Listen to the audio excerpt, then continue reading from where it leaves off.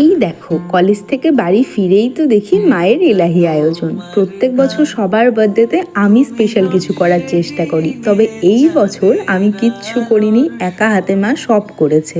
মেনুতে ছিল ফ্রাইয়ের সাথে 3 রকম ভাজি, ছোলার ডাল, পনির, লুচি, পাঁপড়, চাটনি, পায়েস, আর তার সাথে ছিল 3 রকম মিষ্টি, যার মধ্যে এই দুধ চমচমটা আমার ভীষণ প্রিয়।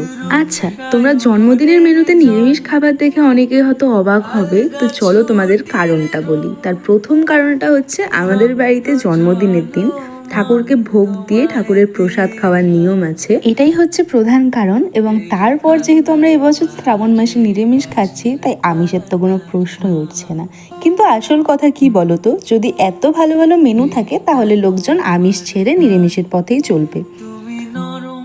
আমার কি আর রেস্ট নেবার সময় আছে বলো তো? জন্মদিন আমার হোক আর যারই হোক, একটা রেসিপি তো আমাকে করতেই হবে। তাই চলে এসেছি এখানে, বানাবো এবারে আলুর দম, যেটা লুচির সাথে যাবে।